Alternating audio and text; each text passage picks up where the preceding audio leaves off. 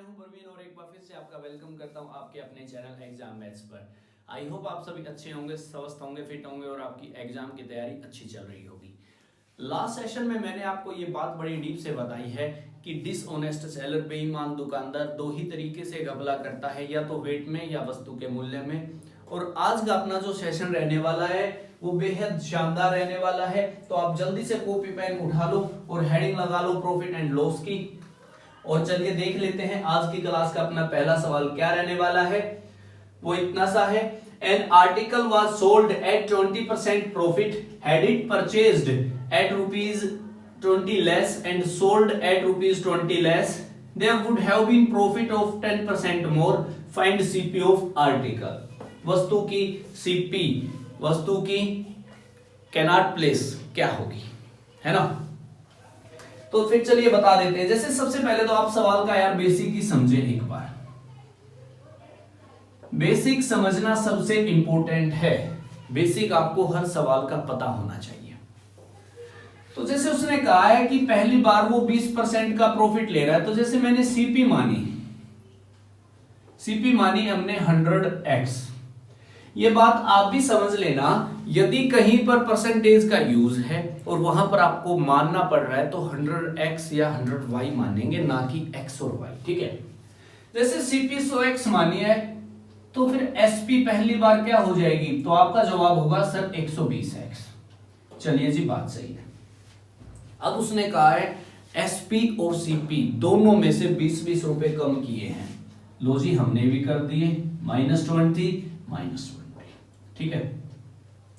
अब उसने क्या बोला, ये बात थोड़ी सी समझने वाली है कि जैसे 20% का प्रॉफिट है और फिर उसने कहा है जी 10% ज्यादा हुआ है, तो अब जो प्रॉफिट होगा वो 30% हो जाएगा। और 30% का मतलब ये होता है कि पहले यदि प्रॉफिट 10 का था तो बाद में 13 का हो गया, 13 का हो गया, है कि नहीं। तो बस ये लो जी, पहले यदि 10 का प्रॉफिट था तो अब 13 का हो गया।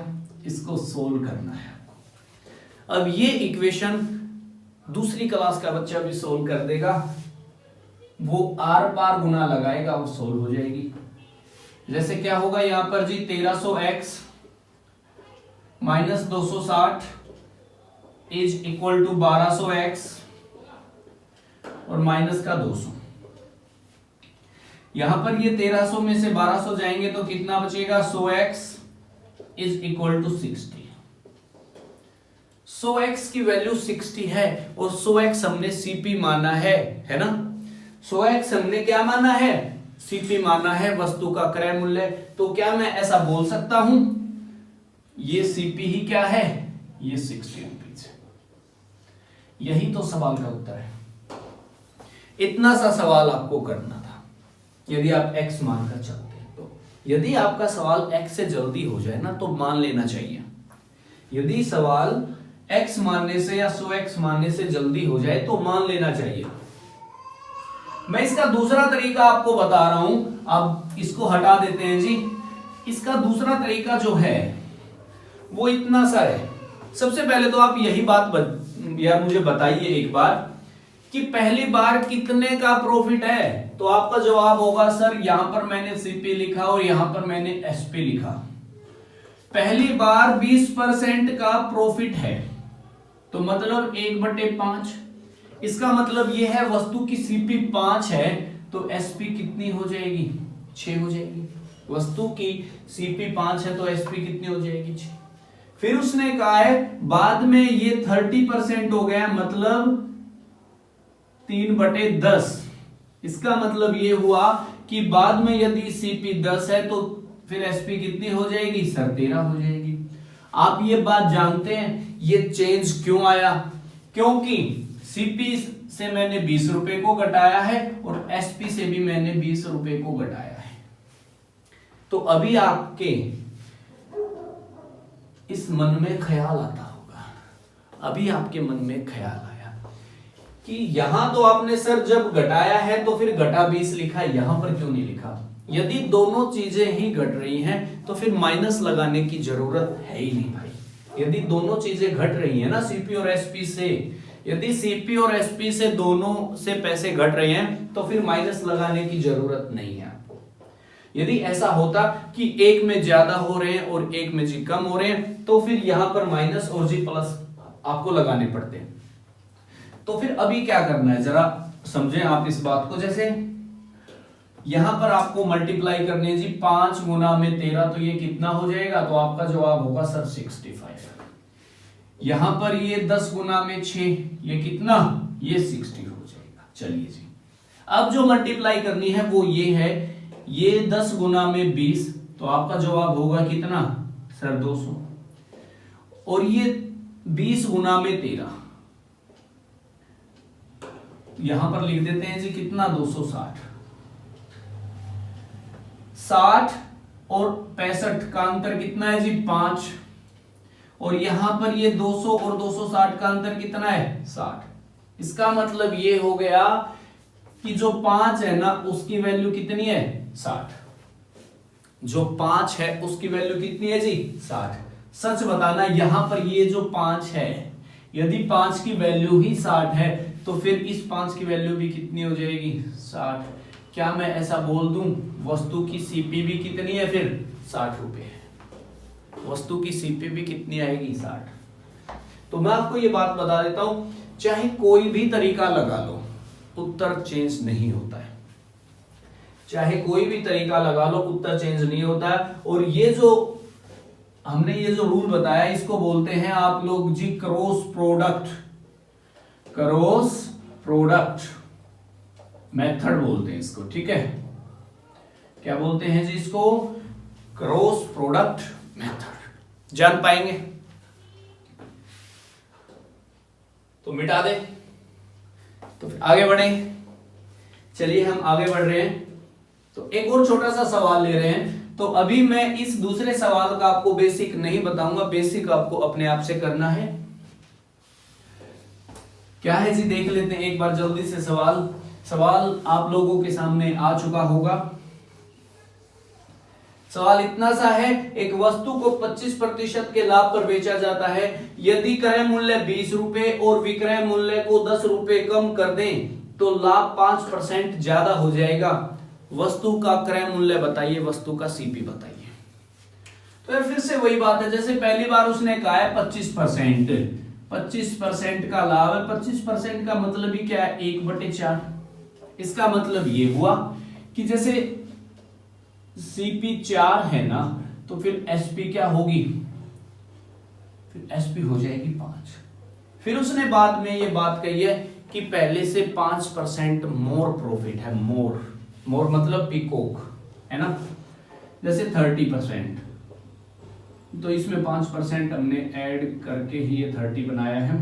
ये हो जाएगा जी 3/10। तो यहां पर यदि 10 है तो यहां पर कितना है जी 13। और ये चेंज क्यों आ रहा है, क्योंकि हमने जो क्रय मूल्य है उसमें तो 20 रुपए ऐड किए हैं, सॉरी माइनस किए हैं, और यहां पर जी 10 रुपए कम किए हैं। यदि दोनों ही घटाए गए हैं तो फिर माइनस लगाने की जरूरत है ही नहीं जी। तो फिर चलिए जैसे यहां पर कितना होगा, ये 10 गुना 5 कितना, तो आपका जवाब होगा सर 50। ये 13 चौके कितना हो जाएगा जी 52 हो जाएगा, 52 हो जाएगा। तो यहां पर ये आएगा जी 2 निकल के। चलिए तो अब इसको सोल्व करते हैं। जैसे यहां पर कितना आएगा 100, और ये 13 दूनी कितने 26, 260। इनके बीच का डिफरेंस कितना है, तो आपका जवाब होगा 160 रुपए। सवाल में अब 2 की वैल्यू 160 है, सवाल में 2 की वैल्यू 160 है। आप जानते हैं जो सीपी है ना वो तो 4 है। यदि 2 की वैल्यू 160 है तो फिर 4 की वैल्यू कितनी हो जाएगी, तो आपका जवाब होगा जी 320 रुपए। यही सवाल का होता है। तो वस्तु का क्रय मूल्य कितना हो जाएगा, अब 320 रुपए हो जाएगा। इतनी सी बातें आपको जाननी थी, जान पाएंगे ना। तो देखिए सवाल तो आपको करने पड़ेंगे, सवाल तो आपको डेफिनेटली करने पड़ेंगे भैया, या हंस के करो या रो के करो। यदि सवाल में एक्स आता है तो एक्स की याद भी आएगी, लेकिन उसको थोड़ी देर के लिए भूल जाना है फिर, वरना फिर 2 आंसू गिराओगे, लेकिन सवाल तो फिर भी करने पड़ेंगे, है ना। तो फिर चलिए देख लेते हैं आज की क्लास का हम अपना अगला सवाल क्या होने वाला है। सवाल क्या बोल रहा है, जैसे the profit earned by a shopkeeper by selling a bucket at a gain of 8% is ₹28 more than when he sells it at a less of 8%. Find CP। मैं हिंदी में बता रहा हूं आपको क्या है। पहले वस्तु को 8% के लॉस पर बेच रहा था, बाद में वो 8% के प्रॉफिट पर बेच रहा है, तो उसको पहले से 28 रुपए ज्यादा मिल रहे हैं। तो पहले से 28 रुपए ज्यादा मिल रहे हैं, तो वस्तु का सीपी बताओ। बहुत सिंपल सा सवाल है, इसको तो कोई भी बता देगा। जैसे उसने कहा है पहले, मैं यहां पर लिख रहा हूं जी पहले, और यहां पर है जी बाद में, ठीक है। पहले 8% का लॉस है। 8% होता क्या है, मैं यहां पर लिख देता हूं। 8% क्या होता है जी, 2/25। 8% क्या होता है, 2/25। इसका मतलब सीपी यहां पर यदि 25 है ना, तो यहां पर एसपी कितनी होगी, तो आप कहोगे 2 का लॉस है, 25 में से 2 जाएंगे जी, कितना बचेगा, 23 हो जाएगा। मतलब पहली बार यदि सीपी 25 है तो एसपी 23 है। फिर उसने कहा है इतने ही % का गेन हो रहा है, तो मतलब यहां पर सीपी यदि 25 है ना, तो फिर यहां पर एसपी कितनी हो जाएगी, तो आपका जवाब होगा 27। अब जो सवाल में वो बोलना चाह रहा है ना, जो उसने सवाल में बोला है वो ये है कि जो पहली वाली जो एसपी है ना, मैं यदि उसमें 28 जोड़ूंगा ना, तो फिर वो बाद वाली एसपी बनेगी। यदि पहली वाली जो सीपी है उसमें मैं 28 जोड़ूंगा तो बाद वाली एसपी बनेगी। तो यहां से जैसे यहां पर 23 है, यहां पर 27 है, तो हमने 4 ऐड किया है। सवाल में इस 4 की वैल्यू क्या है, 28 है। सवाल में 4 की वैल्यू ही 28 है, तो 1 की वैल्यू कितनी, 7।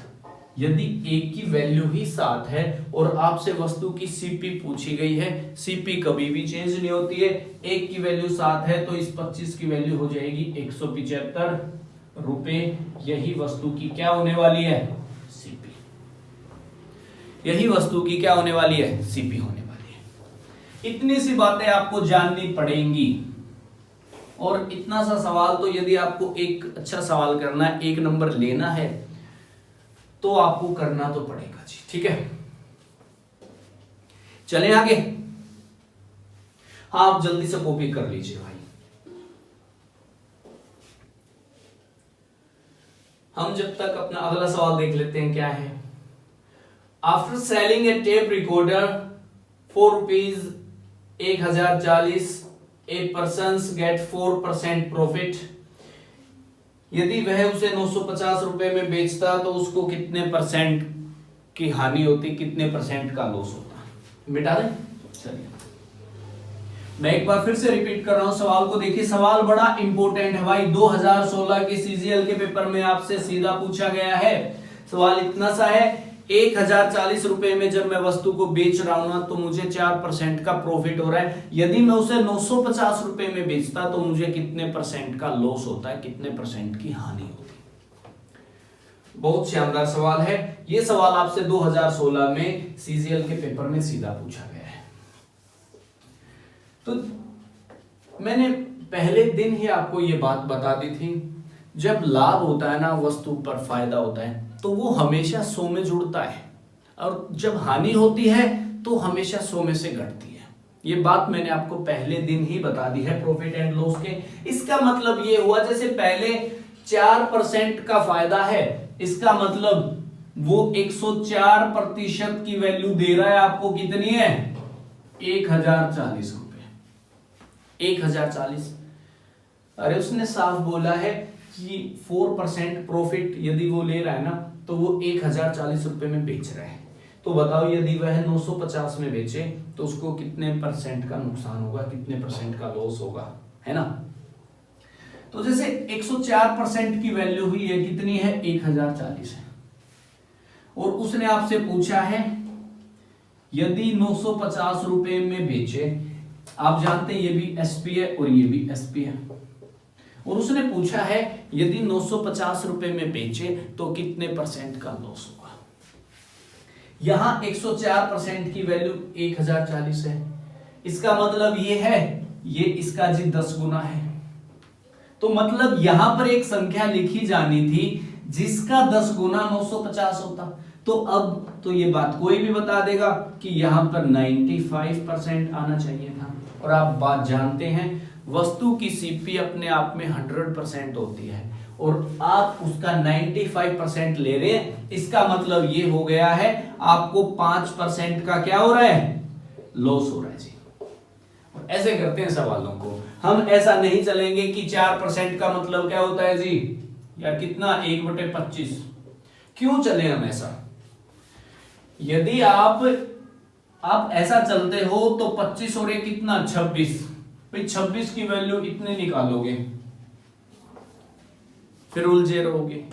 या 40 पे जाएगा, 26 चौका 104 होते हैं, ये इसका 40 गुना होगा, तो फिर यहां पर निकालोगे। क्यों हम इतनी हेडिक क्यों ले? हम तो नहीं लेने वाले जितनी हेडिक। हम तो ये बात सीधी बता देंगे यदि 4% का प्रॉफिट है तो 104% की वैल्यू ले रहा है वो सामने वाले से। वही कितनी है, 1040 है। तो फिर जो 950 होगी वो 95% की होगी भाई, क्योंकि यहां पर एक जीरो एक्स्ट्रा चिपकाई गई है यार इसके साथ। तो यहां पर हमने वो जीरो हटा के यहां पर सीधा 95 लिख दिया। वस्तु की सीपी अपने आप में 100% होती है, लेकिन ये तो 95% ले रहा है। आप ये भी बात जानते हैं कि ये भी क्या है जी, एसपी है बस। तो यहां पर उसको 5% का लॉस हो रहा है। और ऐसे करते हैं सवालों को। ये सवाल आपसे 2016 के प्री के पेपर में सीधा पूछा गया है, तो मिटा दें। चलिए इसको हम मिटा रहे हैं। और एक और सवाल है जो 2018 के टायर 2 के सवाल में आपसे डायरेक्ट पूछा गया है, सेम टू सेम, वो भी इसी कॉन्सेप्ट पे है। सवाल इतना सा जरा देख लीजिए। A vendor sells a coconut at ₹24 and suffers 24% loss. क्या बोल रहा है कि एक नारियल वाला नारियल को 24 रुपए में बेच रहा है ना, तो उसको 24% की हानि होती है। यदि वह उसे 14% के लाभ पर बेचना चाहे तो अब वस्तु का एसपी क्या होगा? तो अब उस नारियल का एसपी क्या हो जाएगा, ये आपसे पूछा है। हाँ जल्दी से बता दो। चलिए आप एक बात देखिए, मैंने अभी आपको ये बात बताई है, यदि वो बेच रहा है, यदि उसको लॉस हो रहा है, लॉस होगा तो हमेशा 100 में से घटेगा। और उसने कहा है 24% का लॉस है, इसका मतलब केवल 76% की वैल्यू ही ली है, और वो तो क्या है फिर 24 रुपए है। अब उसने कहा यदि वह 14% लाभ चाहे, मतलब ये 76 को 114% बनाना चाहे, तो अब यहां पर क्या होगा? आप एक बात देख रहे हैं, ये इसका 1.5 गुना है, ये इसका 1.5 गुना है। यदि आप इसके गुना में 3/2 कर दोगे तो फिर 114 निकल के आ जाएगा। यदि मैं इसके साथ 1.5 गुना करता हूं तो ये 36 हो जाएगा, यही सवाल का उत्तर हो जाएगा। तो ऐसे करते हैं। ये क्या सवाल है जी, देख लो, ये 2018 के टायर 2 का सवाल है आपके सामने, है ना, इतना सा सवाल है। सवाल की स्टेटमेंट यदि आप एक बार समझ जाते हो तो सवाल छोटा हो जाता है बिल्कुल। जितना डीप से आप सोचोगे ना, देखिए मैं आपको बता रहा हूं, अर्थमेटिक ना सोच का खेल है कि आप यार कितना डीप से सोच पाते हो। यदि आप ज्यादा डीप से सोच पाओगे ना तो सवाल उतना ही छोटा हो जाएगा। अर्थमेटिक डीप सोच का खेल है कि आप इतना डीप से सोच पाते हैं भाई साहब, ठीक है। तो फिर इसको मिटा दें। चलिए हम आगे बढ़ते हैं, और सवाल क्या है जरा देख लेते हैं।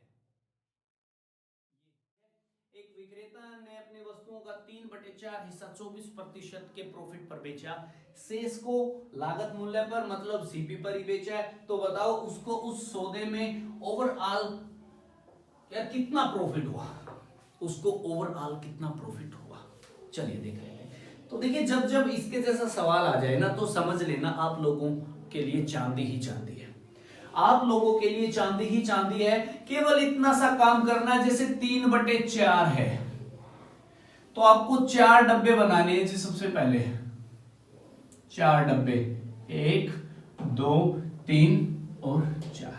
चलिए जी, 4 में से 3 हिस्सों में 24% का प्रॉफिट है। ये लो जी 24% प्रॉफिट, यहां पर भी 24% प्रॉफिट, यहां पर भी 24% प्रॉफिट। और यहां उसने कहा है कि सीपी पर ही बेच रहा है। सीपी पर बेचने का मतलब है 0% का प्रॉफिट, है कि नहीं। बस अब यदि आप 24 को 3 बार जोड़ते हो तो आप देख रहे हो 24 ये कितने होते हैं, 72 होते हैं। 72% का प्रॉफिट है, 72% का प्रॉफिट है इन 4 डब्बों में, इन 4 डब्बों में। तो एक में कितना हुआ जी, 18%। यही सवाल का उत्तर है, यही सवाल का क्या होता है, उत्तर है। आप लोगों को पागल बनाने के लिए ऐसी बातें बोली जाती हैं कि 5600 रुपए की वस्तु लेके आया, उसका 4/5 हिस्सा। तो 5600 रुपए का कोई मतलब नहीं होता है। डायरेक्ट आपको सीधी ये बात समझनी है, जो ये हर में होता है ना जी, जो ये डिनोमिनेटर में होता है, इतने ही डब्बे बनाने हैं भाई। जैसे 4 डब्बे, 4 में से 3 डब्बों में 24% का प्रॉफिट है, मतलब सब में 24 है। चौथा जो डब्बा बचा हुआ उसमें सीपी पर ही बेच रहा है, मतलब 0% का प्रॉफिट है, 0% का लॉस है। ठीक है, तो मतलब टोटल प्रॉफिट कितना हुआ जी, 24 दिया, 72 को 4 हिस्सों में बांट दो जी, 18% का ओवरऑल प्रॉफिट हो जाएगा उसको। बस ये बात अभी जब मैं दूसरा एग्जांपल लूंगा ना, तो ये बात आपको बड़ी डेफिनेटली समझ आ जाएगी कि जो वस्तु का जो मूल्य देता है ना, उसका कोई भी यूज नहीं है भाई सवाल में, है ना। तो जो अगला सवाल है जरा देख लीजिए एक बार, क्या है वो। यार इसको हटा दीजिए प्लीज, और जो दूसरा सवाल है उसको लगा दीजिए। सवाल इतना सा है, a man buy a land of ₹3,60,000, he sells 2/5 at a gain of 25%. At what price must he sell the remaining land so as to make overall profit of 10%? फिर से बता रहा हूं हिंदी में कि 3,60,000 रुपए की एक व्यक्ति ने जमीन खरीदी है, उसका 2/5 हिस्से को 25% के प्रॉफिट पर बेचा है। शेष को कितने परसेंट के प्रॉफिट पर बेचे कि उसको ओवरऑल 10% का प्रॉफिट हो। वाजिब भाई, जैसे 2/5 है, यहां पर 3,60,000 का कोई भी फंडा नहीं है। जैसे 2/5 है, इसका मतलब है अभी आपको 5 डब्बे बनाने सीधे, 1 2 3 4 5। उन 5 में से 2 में तो 25% है, और उसने कहा है कि उसको सारे सौदे पर मतलब सब में जी 10-10% हो। यदि सब में 10-10% होगा तो फिर यहां का जी टोटल कितना होगा, 50% है कि नहीं, 50% होगा। अरे उसने कहा है ना, फिर ये बात क्यों नहीं समझते हो तुम। उसको ओवरऑल 10% का प्रॉफिट हो, इसका मतलब ये है सारे डब्बों में जी 10-10 आए। सारे डब्बों में 10-10 आने का मतलब है जी टोटल 50 आए। अभी आप एक बात देखिए, ये 25 और ये 25 जी टोटल कितने हो गए, 50 हो गए। ये 50 और ये 50 बराबर हो गए। इसका मतलब ये है कि जो बाकी जो जमीन बची है ना, उसको सीपी पर ही बेच देगा ना वो। यदि उसको सीपी पर ही सेल आउट कर देगा तो उसको पूरे सौदे पर 10% का प्रॉफिट हो जाएगा। तो उसको पूरे सौदे पर 10% का प्रॉफिट हो जाएगा। यही सवाल का उत्तर है। तो यहां पर 3,60,000 का कोई भी फंडा नहीं है। यदि वह शेष बची हुई लैंड को सीपी पर ही बेच देगा तो फिर उसको पूरे सौदे पर 10% का ही प्रॉफिट रह जाएगा। वाह जी, देखिए कितना सिंपल सा सवाल है। तो यहां पर 3,60,000 का कोई फंडा नहीं है, है ना।